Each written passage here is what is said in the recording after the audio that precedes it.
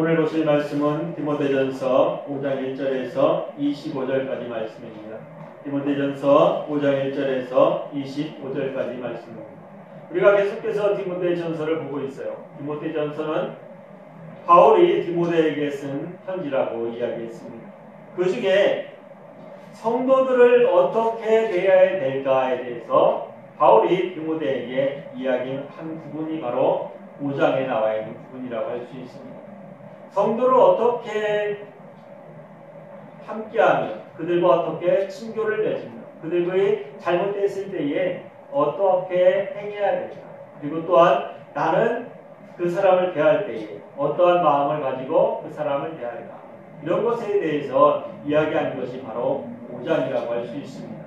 사랑하는 성도 여러분, 우리가 예배 생활을 할 때에 그리고 또 믿음 생활을 한다고 할 때에 누군가를 만나고 그 사람과 교제하는 데 있어서 목회자의 직분은 굉장히 많은 부분을 차지하는 것이 사실입니다. 디모데에도 마찬가지예요. 디모데는 나이가 어렸다고 성경에 기록되어 있어요.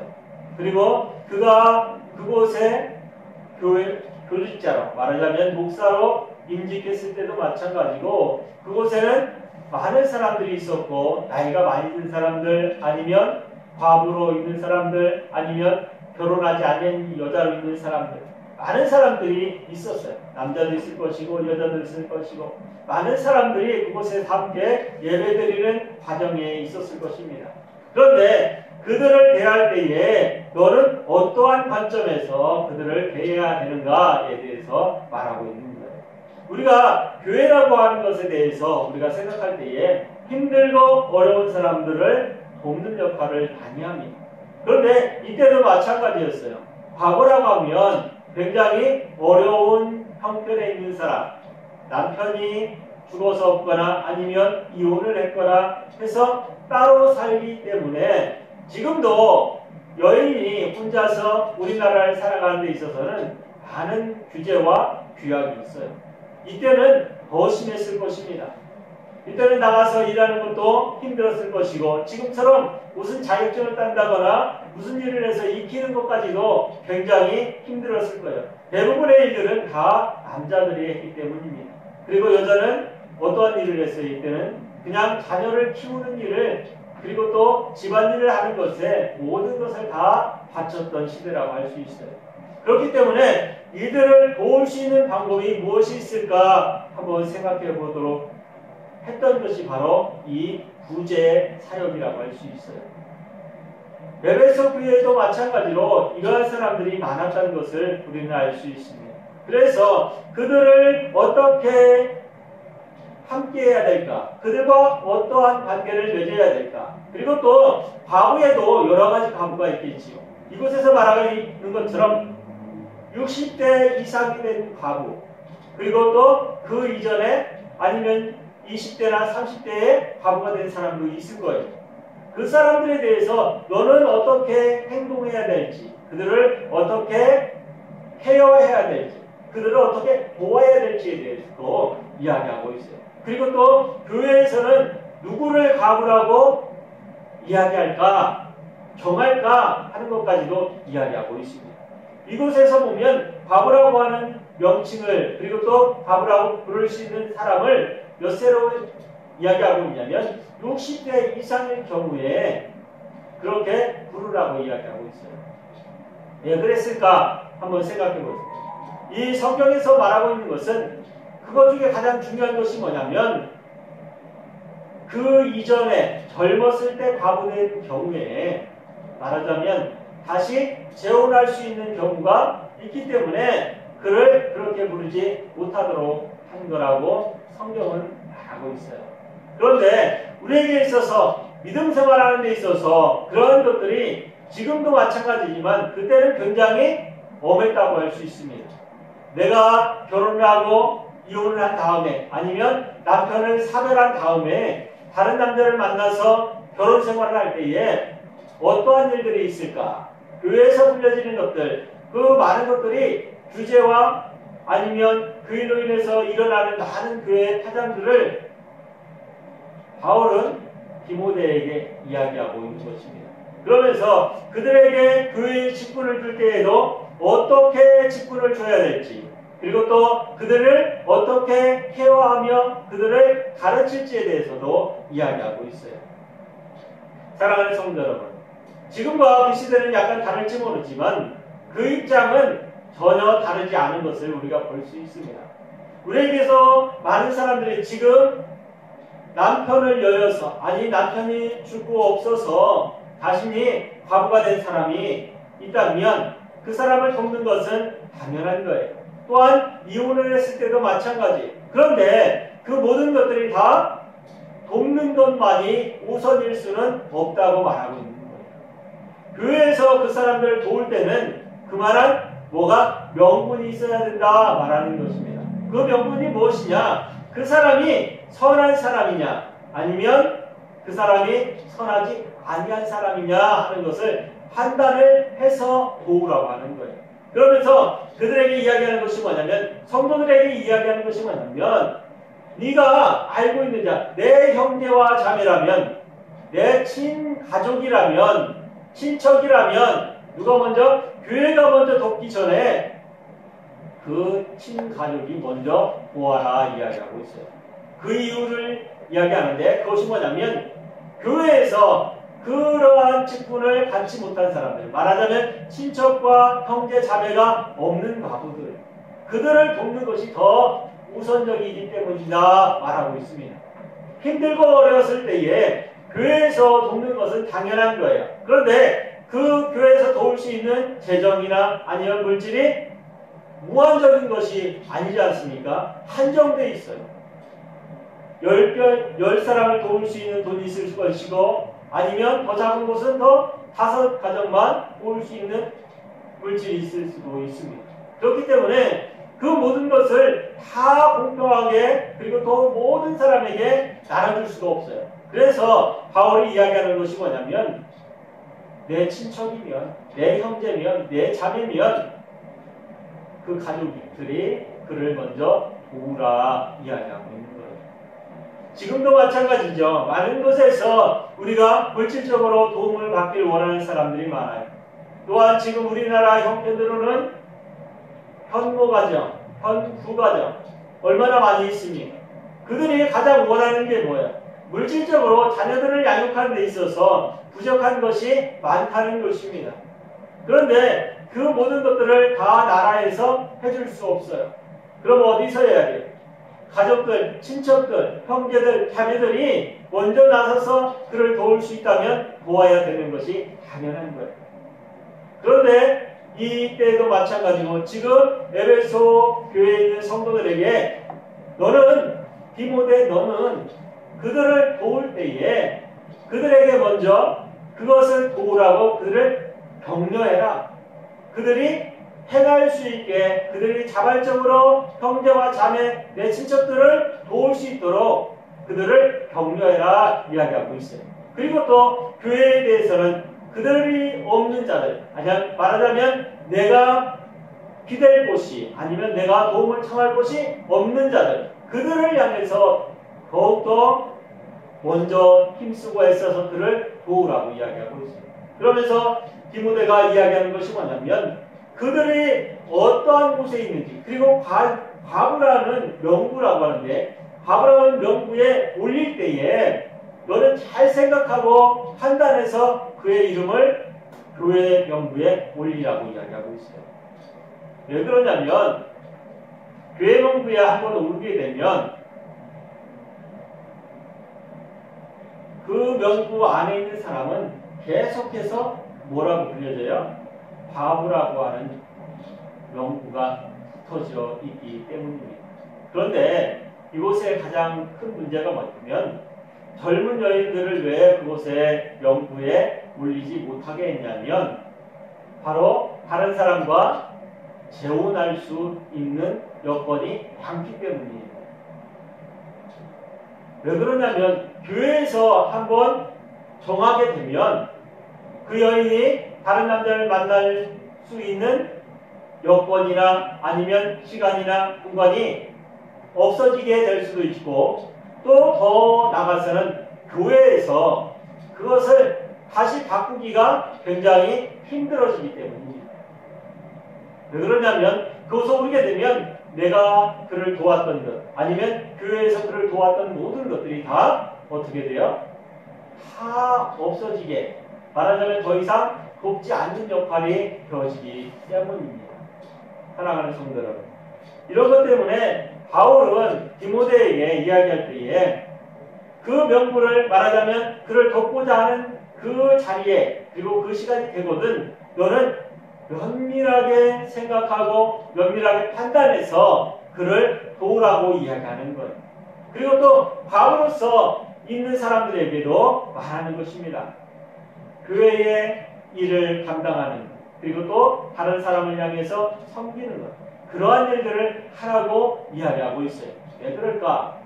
교회에서 모든 것을 다 협력하고 도와주면 그걸 받고 누리는 것으로 끝나는 것이 아니라 그 또한 어떻게 해야 돼요? 일을 해야 된다는 거예요.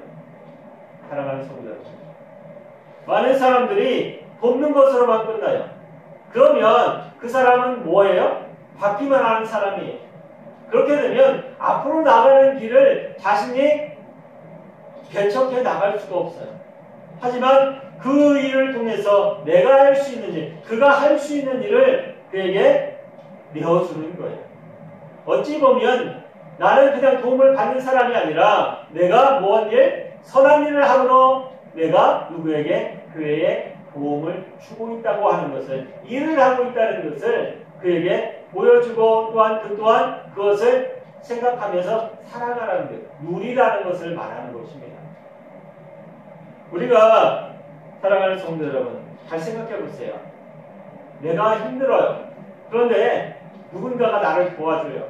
그러면 나는 어디에 속한 사람이 돼요? 그 도움을 받는 곳에 속한 사람이 돼요. 그래서 내가 원하고 바라지 않을지라도 어때요? 그 도움을 받기 위해서 나는 그것에 굴복하게 돼 있어요. 말하자면 그것을 얻기 위해서 내 모든 것을 다 그곳에 내어놓게 돼 있다는 것입니다. 사랑하는 성도 여러분, 이 믿음 생활을 하면서 교회에서까지도 그 사람을 그렇게 활동하게, 그 사람을 그렇게 얽매지 말라고 이야기하는 거예요. 그것은 뭐냐면 그 바울이라고 하는 내가 그 타이틀을 얻었지만 그것이 좋은 것인지 나쁜 것인지 너무나 잘 알고 있죠. 그렇지만 그것으로 인해서 내가 거저받는 것이 아니라 내가 할 일을 함으로써 내가 받는 것이다 하는 것. 내가 행동함으로 내가 일함으로 그것을 얻는 것이라고 하는 것을 그도 알게 하라는 거예요. 나가서는 일을 함으로 내가 얻는 것이다 하는 것, 자주 하는 것, 말하자면 내가 일을 함으로 내가 그만큼 대가를 받는 거다 생각하게끔 만들라는 거예요. 교회 일을 하면서 많은 사람들이 자신이 하는 헌신이 어떻게 보면 그 헌신으로 인해서 무엇이 하나님 나라가 세워지는 것을 잃어버릴 때가 많아요. 왜 제가 이런 말씀을 드리냐면 이곳에서도 이야기하고 있는 것이 그런 의미라고 저는 생각합니다. 사랑하는 성도 여러분, 많은 사람들이 내가 교회를 열심히 다녔어요. 내 할아버지부터 아버지부터 계속해서 교회에서 다녔다고 생각해보세요. 그 교회가 커졌고 발전이 되었고 아름답게 교회를 지은 다음에 그들이 하는 말이 뭐예요? 그들의 자녀들이 하는 말이 뭐예요? 내가 이 교회를 세웠어. 특히 목사들이 그런 말들을 많이 해요. 사랑하는 성도 여러분, 아닙니다. 그건 잘못된 거예요. 내가 세운 것이 아니라 하나님께서 나를 통해서 세울 수 있도록 도와주신 거예요. 그러니까 그걸 누가 지은 거예요? 하나님께서 지은 것이 되어야 되는 거예요. 이 선한 일을 하는 것도 마찬가지예요. 교회에서 하는 선한 일, 내가 이 일을 위해서 내가 돈을 100만 원을 주든 200만 원을 주든 드렸어요. 그러면 그 일은 누가 하는 거예요? 내가 하는 것이 아니라 누가? 하나님께서 하시는 거예요. 무엇을 통해서? 내가 하나님께 받은 것을 통해서 내가 하나님께 드렸더니 하나님께서 일하신다 이렇게 생각을 해야지. 교회를 짓는 것도 마찬가지고 선한 일을 하는 것도 마찬가지고 어떻게? 나에게 주신 것이 누가 하나님께서 나에게 주셨기에 내가 하나님께 드렸더니 하나님께서 그것을 통해서 세웠다. 이렇게 생각을 하고 이렇게 마음을 가져야지 내가 드렸어. 내 것을 누구에게 교회에 주었어. 라고 생각하는 것은 잘못되어졌다는 것을 말씀드리는 거예요. 이곳에서 이야기하는 것이 뭐냐면 너희들이 그들을 도울지언정 그들을 모든 것을 너희들이 준 것이 아니라 어떻게? 하나님께서 그를 통해서 그의 섬김을 통해서 그를 돕게 하셨다. 도우셨다. 이야기하는 거예요.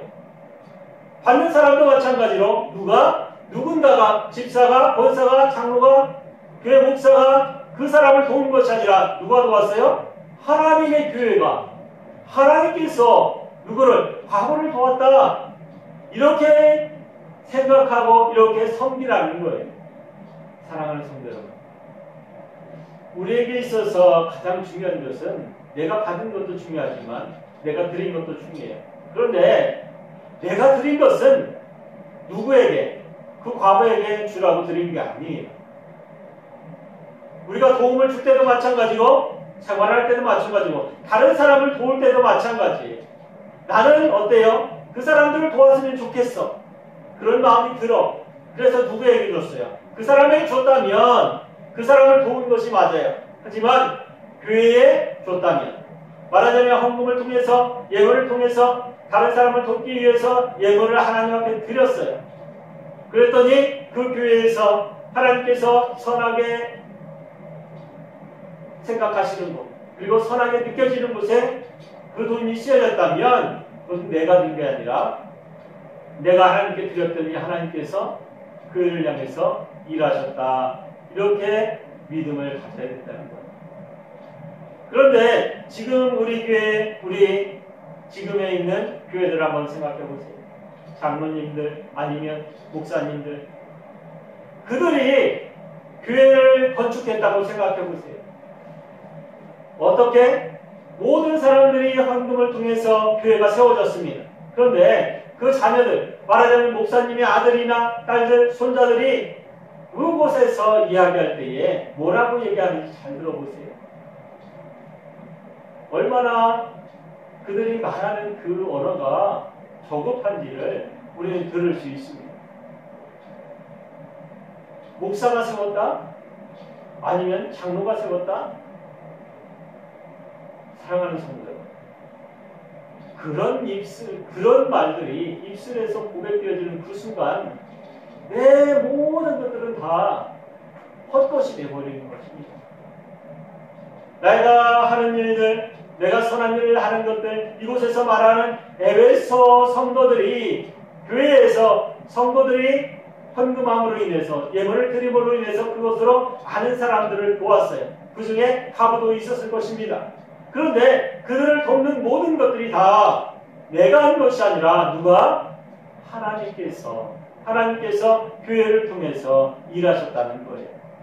그 교회에서 더 밑으로 내려가면 내가 헌금한 것을. 그렇기 때문에 내가 한 것은 뭐예요? 하나님 앞에 드린 거예요. 그것만은 주장할 수 있어요.